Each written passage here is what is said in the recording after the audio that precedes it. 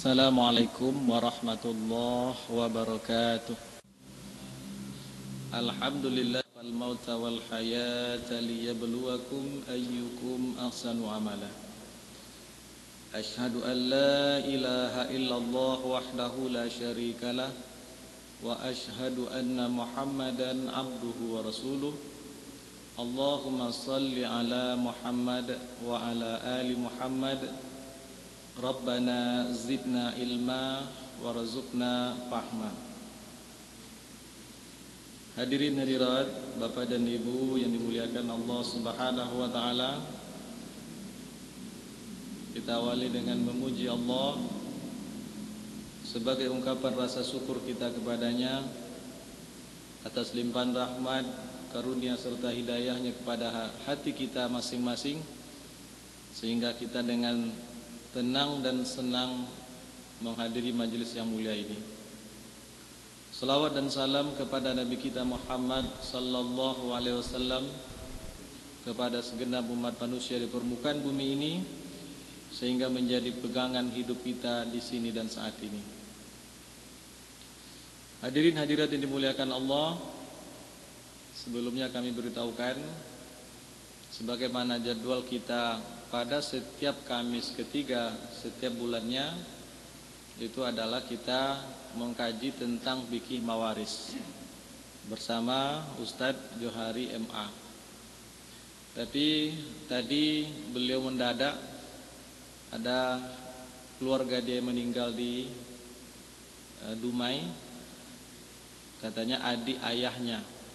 Beliau kan orang sana, dia dari Bengkalis, lalu ada keluarga yang meninggal, maka mendadak dia berangkat ke sana. Dan kami coba hubungi untuk jadwal kita yang minggu keempat, yaitu Ustadz Hasbullah. Beliau pun juga tidak bisa malam hari ini. Maka oleh karena itu kita lanjutkan menyampaikan kajian tentang kitab Al-Hidayah, Al-I'tiqad wal Hidayah ila Sabilir Rasyad, yang ditulis oleh Imam Al-Baihaqi, yang dulu sudah hampir selesai kita bicarakan tentang bab yang pertama. Namun ada beberapa hal persoalan pokok dan penting berkaitan dengan ini yang mesti kita dalami lebih jauh. Bab yang pertama dulu sebagaimana kita sampaikan, yaitu adalah awwalu ma yajibu 'alal aqil wal balik ma'rifatuhu wal iqraru bihi. Kewajiban yang pertama sekali bagi setiap orang yang telah berakal dan telah balik untuk dia ketahui dan untuk dia ikrarkan. Yang pertama yang perlu kita pahami, siapa itu al-mukallab? Nah, dulu sudah kita sampaikan, al-mukallab itu ada dua cirinya. Yang pertama, dia adalah al-akil, orang yang telah berakal. Yang kedua adalah al-balik, telah sampai umurnya. Yang kedua, awwalu wajibatil mukallab, perkara pertama yang wajib bagi seorang mukallab, yang pertama adalah ma'rifatullahi wal ilmu billah, mengenal Allah dan berilmu tentang Allah. Ini yang pertama sekali wajib setiap mukallab. Yang kedua, al-i'tirafu billah, mengakui kebenaran Allah Subhanahu wa taala, wasyahadatu lahu bima arrafa bi, dan bersyahadat dengan apa yang telah dia beritahukan tentang dirinya, tentang agama ini kepada kita. Kemudian perkara yang ketiga, al-wajibatul matlubatu minal mukallaf li haqnid dam. Ini hadisnya dulu sudah kita sampaikan. Kewajiban-kewajiban yang dituntut dari seorang mukallaf agar terpelihara darahnya, jiwanya. Karena ini berdasarkan hadis Nabi sallallahu alaihi wasallam. Pada hadis yang pertama, Rasulullah bersabda, "Umirtu an uqatilan nasa hatta yaqulu la ilaha illallah." Saya diperintah, kata Rasulullah, untuk memerangi manusia sehingga manusia itu mengucapkan la ilaha illallah. Fa iza qaluha, kalau manusia itu telah mengucapkan la ilaha illallah atau telah mentauhidkan Allah, asamu minni dima'ahum wa amwalahum, barulah terjamin keamanannya jiwa dan harta mereka. Tapi sebelum mereka manusia itu mengucapkan la ilaha illallah, maka aku diperintahkan untuk memerangi mereka. Tapi kalau sudah mereka ucapkan, maka jiwa dan harta mereka terpelihara illa bihaqqiha, kecuali kalau sudah dengan jalan yang hak, darah itu ditumpahkan karena mereka melanggar apa-apa yang telah ditetapkan hadnya atau hukumnya, yaitu hukuman bunuh. Itu satu dari yang tiga, murtad, yang orang yang sudah pernah menikah berzina. Kemudian yang ketiga, orang yang membunuh. Wa hisabuhum 'alallahi azza wa jalla, dan hisab mereka tergantung kepada Allah azza wa jalla kelak di akhirat. Nah, maka berdasarkan ini, kewajiban yang harus dipenuhi oleh seorang mukallaf agar darahnya itu terpelihara, yang pertama adalah dia mesti mengucapkan syahadat la ilaha illallah. Yang kedua, dia wajib al-imanu bir rasul, beriman kepada Rasulullah. Dan yang ketiga, al-imanu bima jaa bihir rasul, dan beriman kepada apa yang dibawa oleh Rasulullah sallallahu alaihi wasallam. Nah, ada satu persoalan yang ini mesti sama-sama dipahami. Berdasarkan hadis yang kita bacakan tadi, apakah semua orang kafir itu mesti diperangi? Siapa saja yang belum memeluk Islam, apakah kita mesti perang dengan mereka? Sebagaimana Rasul bersabda tadi, aku disuruh untuk memerangi manusia sampai mereka mengucapkan la ilaha illallah. Maka oleh muhakkik kitab ini, muhakkik itu artinya adalah orang yang mentahkik. Nah, biasanya tahkik itu pekerjaan seorang ilmuwan untuk mencari kebenaran sebuah makhtutat atau teks-teks yang ditulis langsung oleh tangan para ulama besar dahulu. Ini namanya muhakkik. Jadi dia berikan penjelasan. Ada beberapa kaedah atau kriteria orang-orang yang belum mengucapkan la ilaha illallah itu, atau orang yang belum mentauhidkan Allah, baru boleh diperangi. Kalau ini tidak terpenuhi, maka mereka tidak boleh diperangi. Tapi mereka tetap kita ajak dakwah. Kecuali kalau mereka itu sudah kita ajak dakwah, kita sampaikan tentang Allah, mereka menolak setelah mereka tahu, ini lain persoalan. Nah, pernah terjadi pada masa Rasulullah sallallahu alaihi wasallam. Ini dalam hadis yang diriwayatkan oleh Imam Al-Bukhari. Suatu kali Rasul mengirim surat ke kerajaan Kisra Persia. Jadi kalau gelar raja Persia itu adalah Kisra. Kalau gelar dari raja Romawi itu Kaisar. Kaisar dalam bahasa Arabnya. Kaisar itu gelar raja Romawi. Kalau raja Persia Kisra. Kalau Mesir Fir'aun. Kalau kita presiden. Nah, kira-kira seperti itu. Satu kali Rasulullah sallallahu alaihi wasallam mengirim surat kepada Kisra Persia. Persia itu pusatnya di Iran sekarang. Yang sekarang itu beragama Syiah. Inilah yang sekarang ini yang paling berbahaya kata para ulama terhadap kaum muslimin. Karena Syiah ini tidak pernah memerangi selain daripada orang-orang Islam. Sekarang perang yang terjadi di Suriah itu, nah itulah.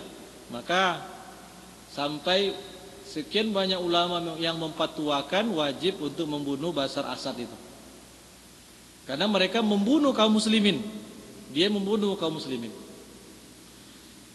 Jadi ketika Rasulullah sallallahu alaihi wasallam mengirim surat kepada Kisra Persia ini yang pusatnya di Iran itu, maka surat Rasulullah itu dirobek-robek oleh Kisra tadi. Dirobek-robeknya, kemudian disampaikan oleh petugas orang yang menyampaikan ini kembali kepada Rasulullah sallallahu alaihi wasallam, maka Rasulullah berdoa kepada Allah agar kerajaan Persia ini dihancurkan dan tidak akan pernah kembali jaya untuk selama-lamanya sampai hari kiamat. Allah hancurkan mereka dengan bercerai-berai, dan sekarang terbukti mereka bercerai-berai, dan mereka tidak akan mampu berkuasa lagi seperti Persia dahulu sebelum Rasulullah sallallahu alaihi wasallam. Maka beliau bersabda, "Iza halaka Kisra fala Kisra ba'da, wa iza halakal Kaisara fala Kaisara ba'da." Kalau seandainya Kisra, raja Persia itu telah ditaklukkan, maka tidak akan ada lagi kejayaan raja Persia untuk selama-lamanya. Tidak akan pernah lagi. Kalau raja Romawi itu telah ditaklukkan, dikalahkan, maka tidak akan ada lagi kekuasaan kerajaan Kaisar Romawi itu untuk selama-lamanya. Ini yang merupakan kabar gembira dari Rasulullah sallallahu alaihi wasallam dan terbukti sampai sekarang. Kemudian Rasul melanjutkan sabdanya, "Wallazi nafsi biyadihi la tunfikunna kunuzahuma fi sabilillah." Demi Allah yang jiwaku berada di tangannya, sungguh kalian ini nanti akan bisa mengambil atau membelanjakan kekayaan kedua kerajaan ini di jalan Allah. Terbukti pada masa berikutnya mereka sudah ditaklukkan. Tapi sekarang Persia itu dengan Syiah sekarang ingin bangkit menguasai dunia lagi. Tapi berdasarkan hadis Nabi ini, mereka tidak akan pernah berhasil selagi umat Islam ini ada dan eksis di permukaan bumi ini menegakkan agama Allah. Inilah kewajiban kita untuk berjihad. Nah, kembali kepada hadis ini, siapa saja orang-orang yang belum beriman kepada Allah yang boleh untuk diperangi itu? Maka ada 4 kaedah atau kriteria ataupun syarat kalau berlaku kepada orang kafir itu, maka mereka diperangi. Yang pertama, ini kata muhakkik kitab Al-I'tiqad ini, wa huna labudda min ma'rifati ba'dil qawaidil lati tumakkinul muslima min tamyizi dinihi an adyanil musyrikin. Di sini ada beberapa kaedah yang wajib, yang memungkinkan bagi seorang muslim untuk membedakan agamanya dari agama-agama orang musyrik. Kalau hal ini ada pada mereka, maka mereka itu wajib diperangi. Kalau tidak, berarti belum. Tapi tetap berdakwah. Al-qaidatul ula, kaidah yang pertama atau syarat yang pertama, annal kuffar allazina qatalahum Rasulullah sallallahu alaihi wasallam kanu mukirrina lillahi bitauhidir rububiyah. Yashhaduna anna Allah wal khaliqur razik al-muhyil mumit al-mudabbiru li jami'il umur wa lam yudkhil khubzalika fil Islam. Nah, ini kaidah yang pertama. Orang-orang kafir yang diperangi oleh Rasulullah sallallahu alaihi wasallam itu yang pertama adalah orang yang mukirrina lillahi bitauhidir rububiyah. Orang yang telah bertauhid kepada Allah, mengakui Allah sebagai Rabb, berarti dia sudah mengenal Allah. Tetapi yang dia akui itu hanya tauhid rububiyah. Dalam agama kita mengaji ada 3 bentuk tauhid. Yang pertama tauhid rububiyah, yang kedua tauhid uluhiyah, yang ketiga tauhid asma wa sifat. Tauhid rububiyah adalah mengakui keesaan Allah, dialah satu-satunya, huwal khaliqur razik, dia satu-satunya pencipta. Tak ada satu selain Allah yang mencipta. Kalau kita manusia ini hanya menyusun benda menjadi benda lain.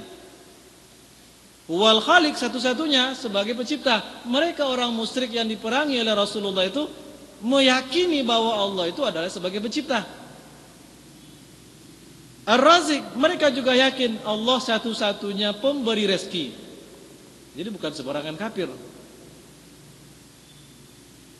Al-Muhyi, Al-Mumit, mereka juga percaya Allah satu-satunya yang menghidupkan dan mematikan.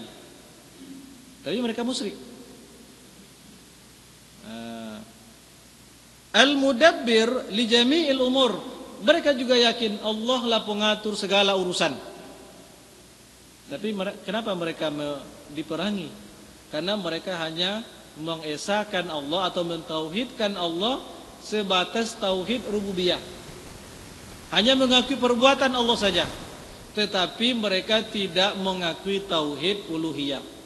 Artinya apa? Kalau tauhid uluhiyah itu adalah mengesahkan Allah dalam hal menyembahnya.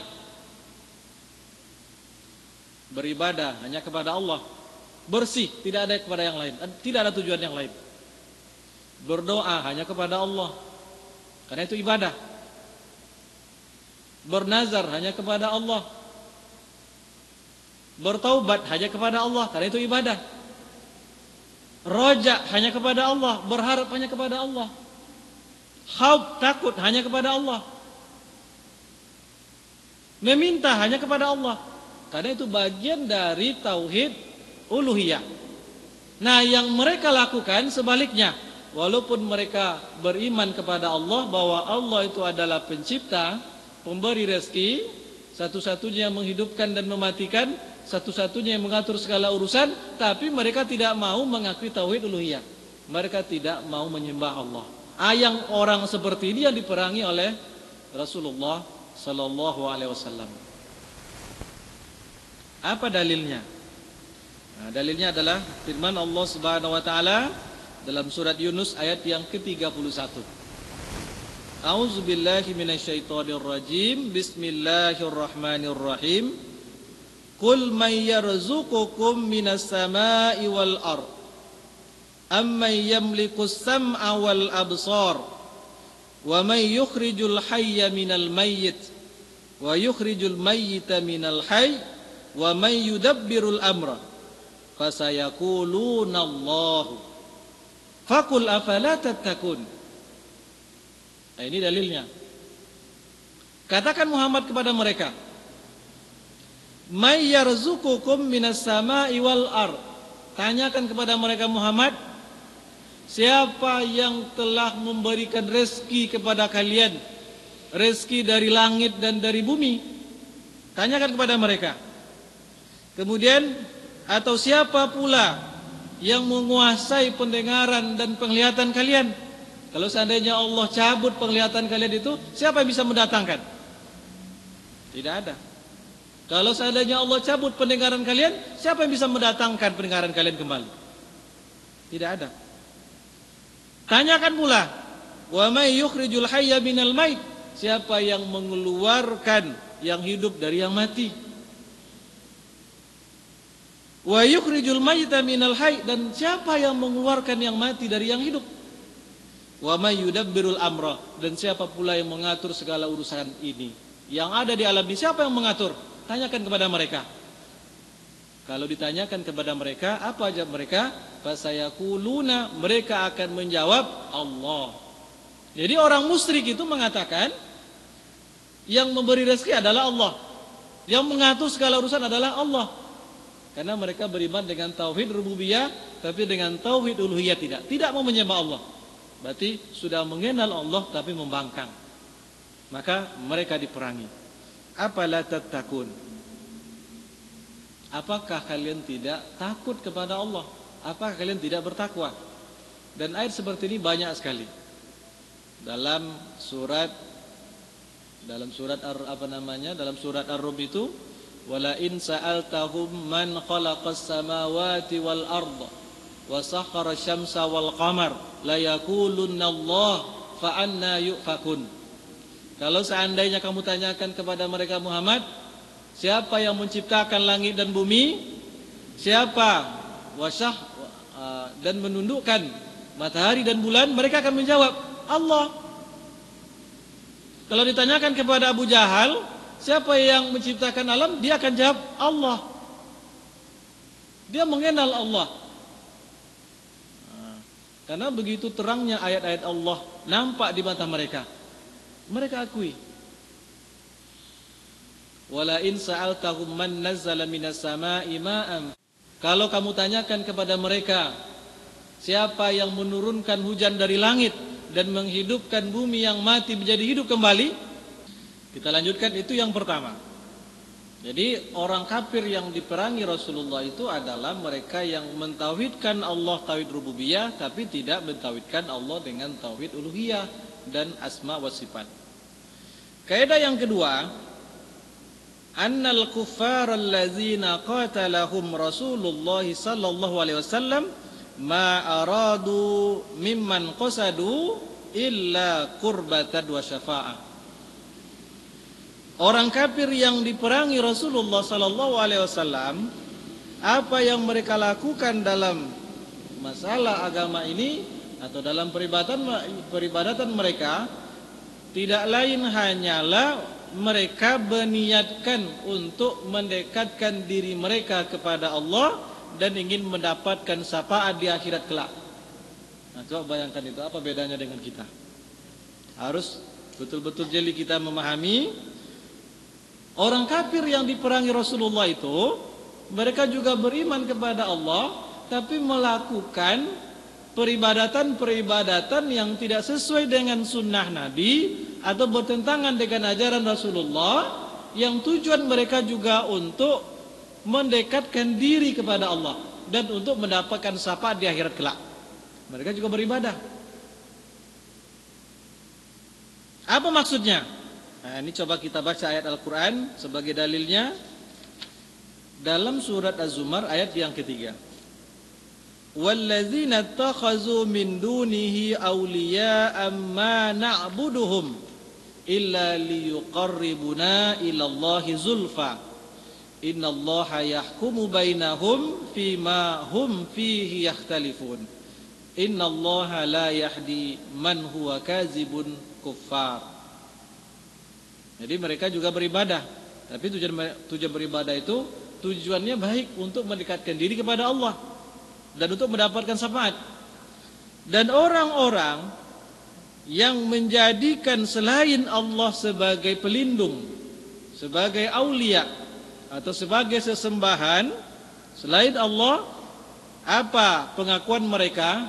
Ma na'buduhum, kami sama sekali tidak menyembah mereka yang selain Allah itu illa, kecuali liyuqarribuna ilallahi zulfa, kecuali tujuannya agar untuk mendekatkan diri kami kepada Allah semata-mata. Nah, jadi mereka menyembah untuk tujuan mendekatkan diri kepada Allah, tapi yang mereka sembah itu melalui sesuatu yang tidak disyariatkan.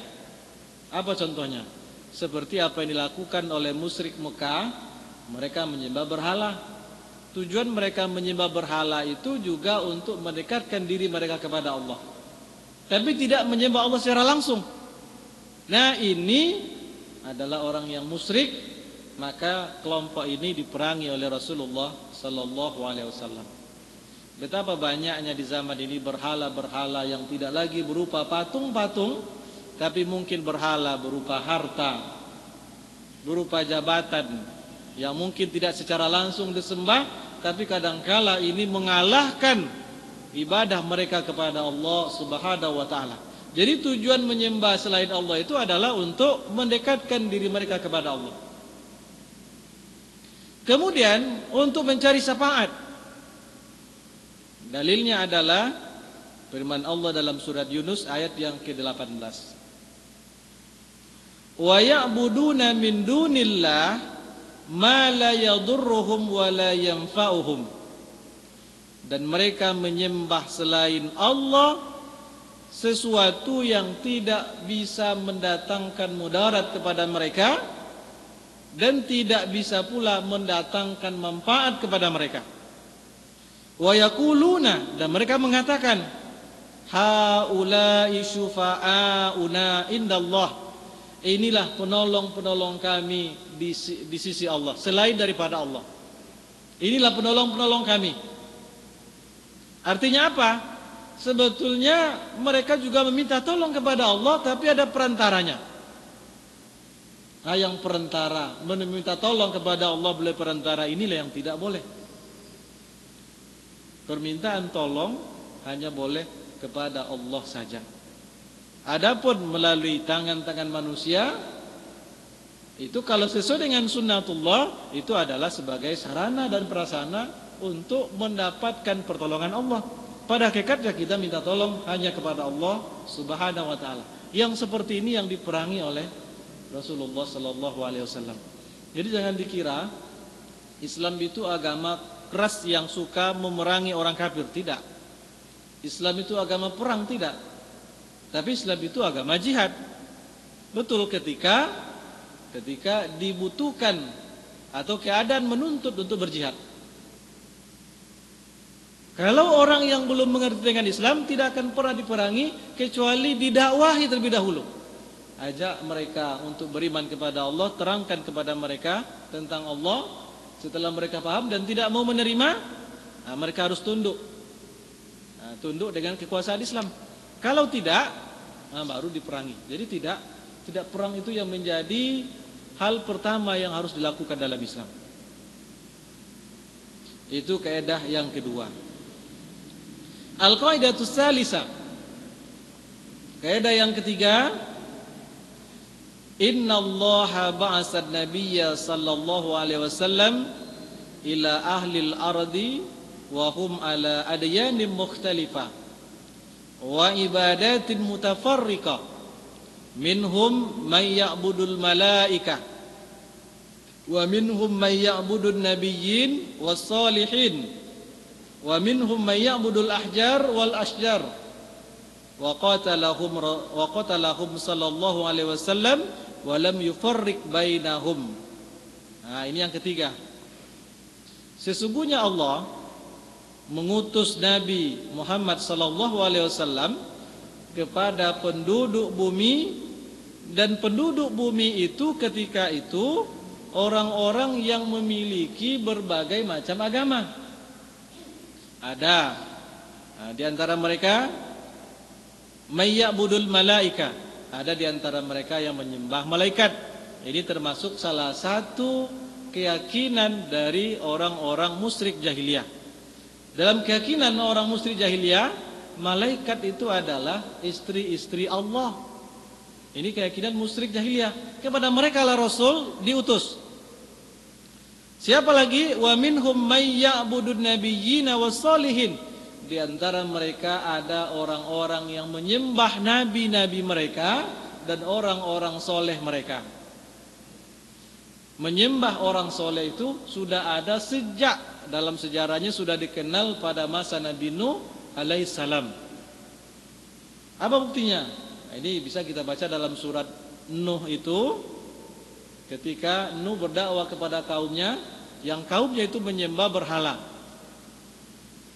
Kan ada nama berhala itu Wadda, Suwa'a, Yaghusa, Ya'uqa, ada satu lagi, ada 5 berhala yang disembah oleh pengikut Nabi Nuh. Siapa itu yang namanya Wadda, Yaghusa, Ya'uqa? Itu awalnya adalah para orang-orang soleh mereka.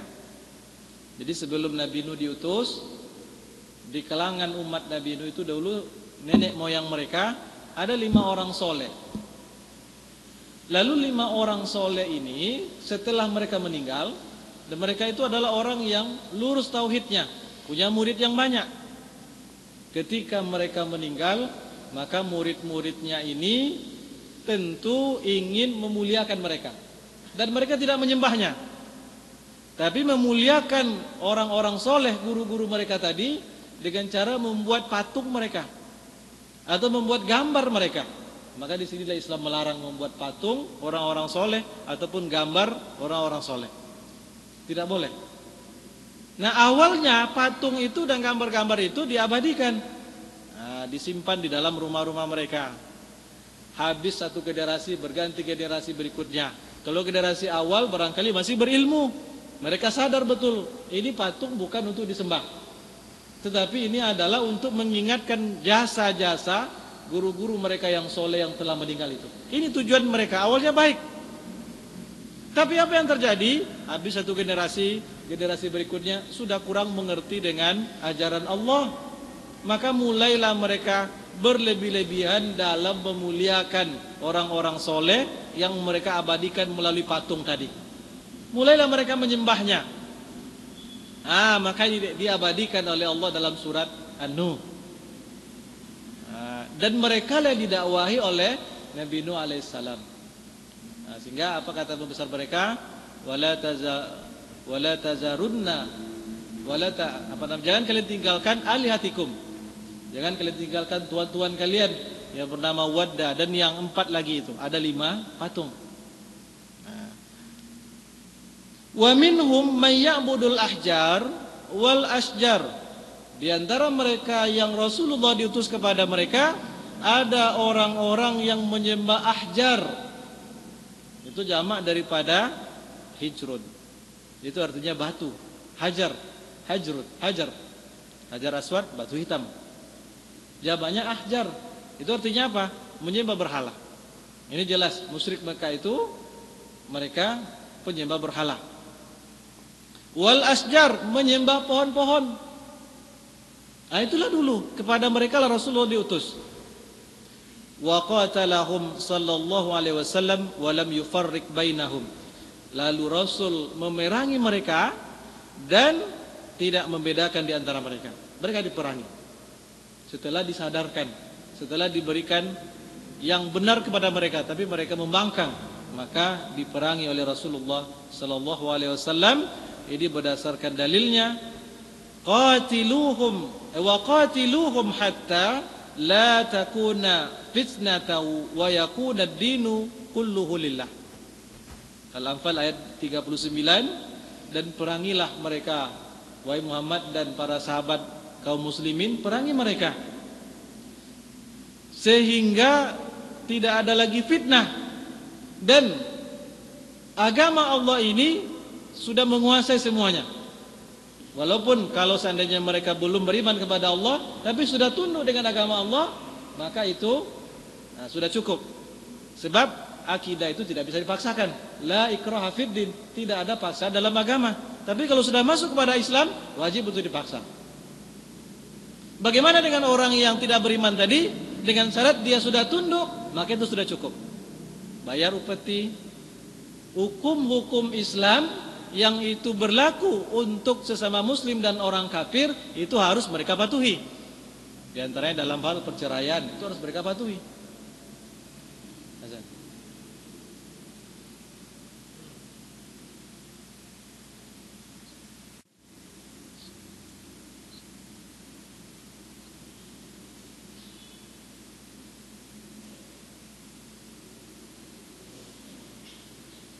Baik, kita lanjutkan sedikit lagi. Kemudian di antara mereka menyembah malaikat. Apa dalilnya? Surat Saba ayat yang ke-4 sampai 14. Wa yauma yahsyuruhum jami'a. Pada suatu hari nanti Allah akan mengumpulkan mereka semuanya. Manusia, malaikat, sesembahan itu semuanya akan dikumpulkan oleh Allah Subhanahu wa taala. Summa yaqulu lil malaika. Kemudian Allah berkata kepada malaikat, apa kata Allah? Aha ulai iyyakum kanu ya'budun. Apakah mereka ini yang kepada kamu menyembahnya mereka? Apakah orang-orang ini mereka menyembah kepada kamu wahai sekalian malaikat? Allah bertanya kepada malaikat, inikah orang-orang yang menyembah kamu kalian dulu? Nah, qalu, malaikat itu berkata, subhanaka anta waliyuna min dunihim. Engkau maha suci engkaulah wali kami. Bukan mereka. Kanu ya'budunal jinna aksaruhum bihim mu'minun. Sebetulnya mereka itu menyembah jin. Jadi orang-orang musyrik yang katanya menyembah malaikat, yang mengatakan malaikat itu adalah istrinya Allah, sebetulnya mereka itu menyembah jin, bukan malaikat. Nah, nanti akan terungkap di akhirat kelak. Allah tanya kepada malaikat, apakah ini orang-orang yang menyembah kalian ketika di dunia? Nah, malaikat membantah, sebetulnya mereka sembah itu adalah jin. Kemudian dalil mereka menyembah Nabi.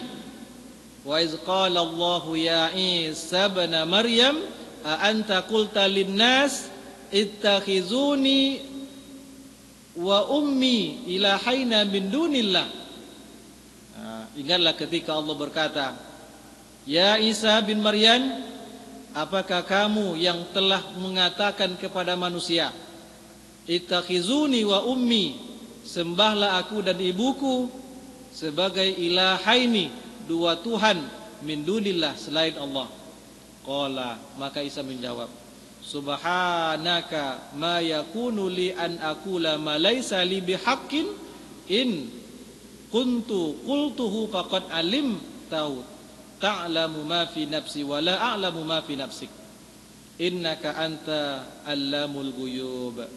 Kata Isa, maksudnya engkau tidak ada hak bagiku untuk mengatakan apa yang tidak benar. Kalau seandainya dulu saya pernah mengatakan seperti itu, maka engkau mengetahuinya. Engkau mengetahui apa yang ada dalam diriku, dan aku tidak tahu apa yang ada dalam diri engkau, kata Isa. Ini menjadi dalil bahwa sebagian manusia menyembah para nabi, menyembah nabi. Siapa itu mereka? Menjadikan Isa sebagai Tuhan. Nah, ini yang diperangi oleh Rasulullah. Kaidah yang keempat, annal kuffar allazina qatalahum Rasulullah sallallahu alaihi wasallam kanu yukhlisuna fi syiddah wa yusrikuna fi raha. Kaidah yang keempat, orang-orang yang diperangi, orang kafir yang diperangi oleh Rasulullah sallallahu alaihi wasallam, mereka itu adalah orang yang ikhlas kepada Allah fi syiddah, dalam keadaan sempit, dalam keadaan susah. Wa yusrikuna fir raha, tapi dia menyekutukan Allah dalam keadaan lapang. Coba bayangkan, dia beriman kepada Allah. Abu Jahal itu betul-betul yakin dia dengan Allah.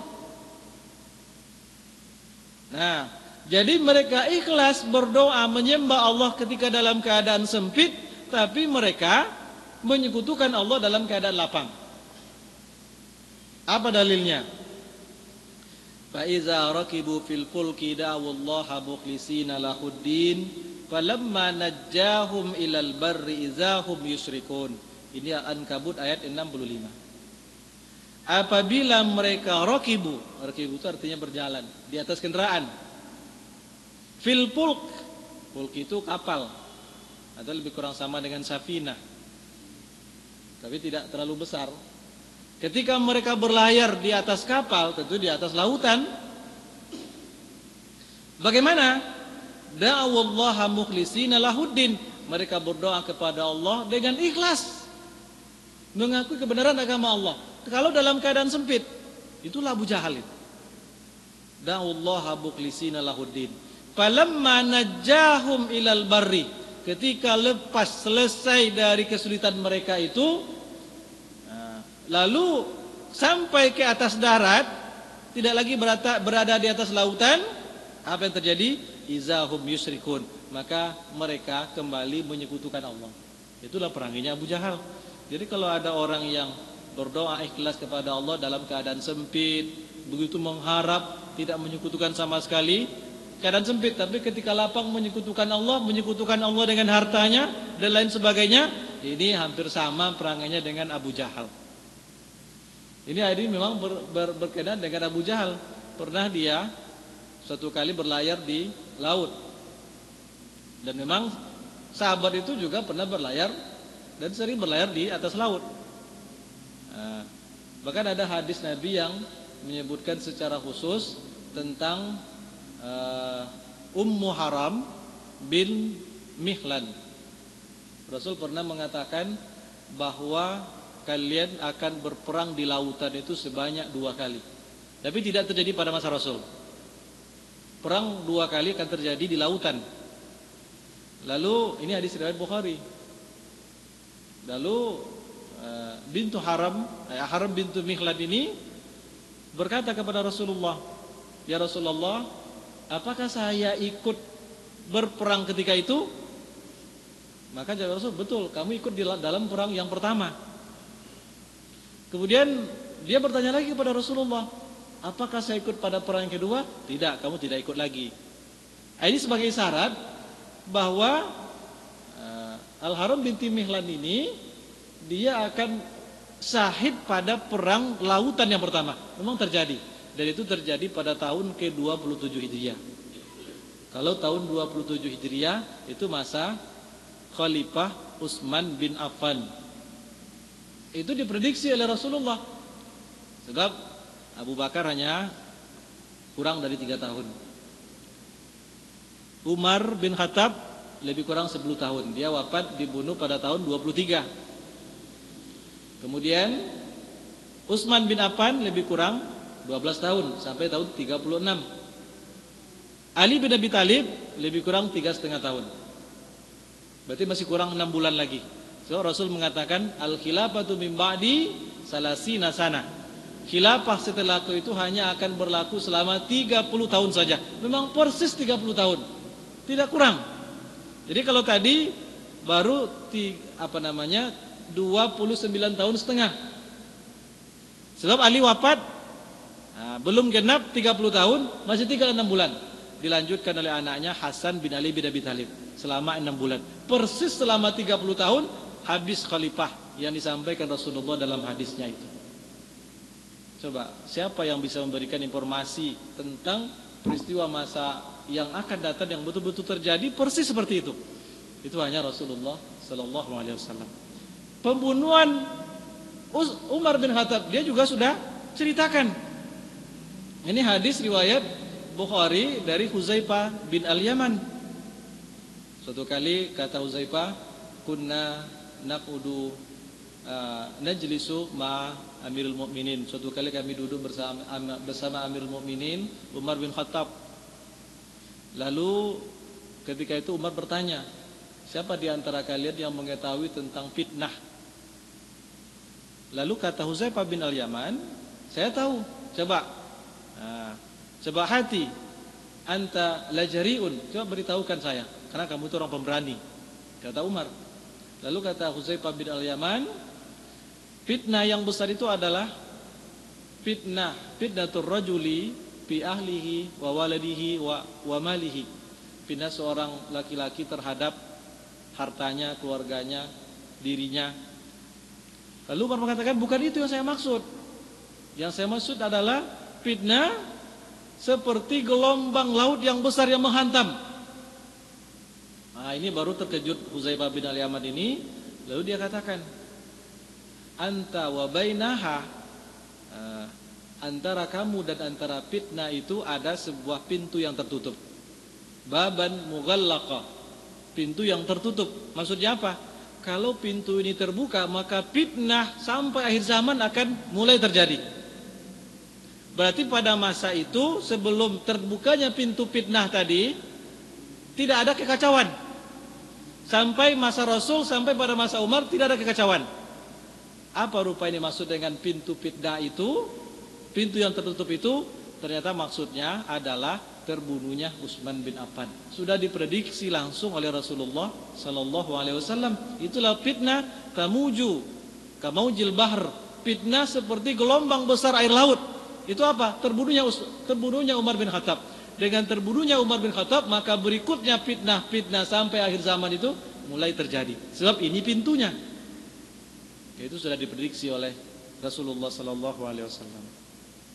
Nah, jadi orang yang diperangi oleh Rasulullah itu salah satunya kaedahnya adalah mereka yang yukhlisuna fi syiddah, mereka yang ikhlas berdoa beribadah kepada Allah dalam keadaan sempit, sulit, maka ikhlas berdoa. Seperti Abu Jahal tadi, ketika dalam perjalanan di atas laut datang gelombang besar, dia berdoa kepada Allah, ya Allah selamatkanlah. Ikhlas dia berdoa. Tapi setelah sampai di atas darat kembali, dia kembali menyekutukan Allah. Yang seperti ini yang diperangi. Nah, itu kaedahnya.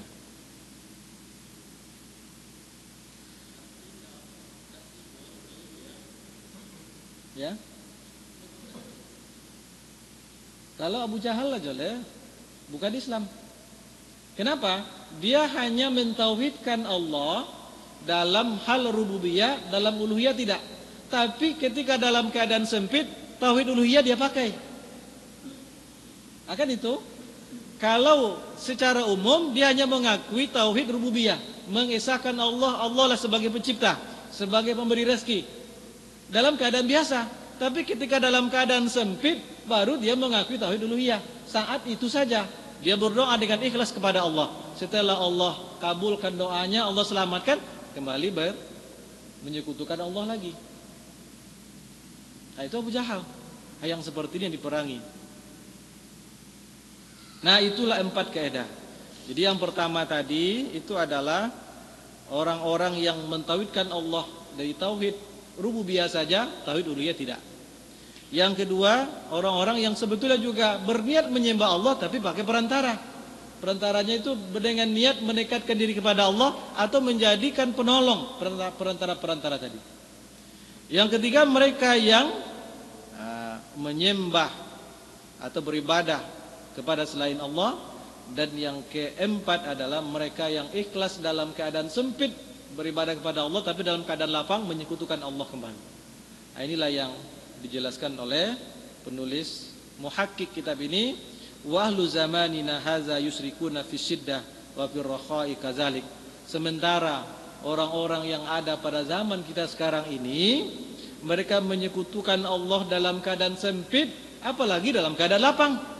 Maka lebih pantas lagi untuk diperangi. Abu Jahal saja dia menyekutukan Allah dalam keadaan lapang saja. Orang sekarang ini dalam keadaan lapang dan sempit menyekutukan Allah Subhanahu wa ta'ala. Nah, tapi ada langkah-langkahnya. Pahamkan mereka terlebih dahulu. Ajak untuk mengenal Allah dan beriman kepada Allah dulu. Kalau mereka tidak mau, harus tunduk dengan kekuasaan Islam. Nah, demikianlah hadirin hadirat yang dimuliakan Allah Subhanahu wa ta'ala, yang merupakan penjelasan dari bab yang pertama oleh muhakkik kitab ini, yaitu Abdullah Muhammad Ad-Darwis,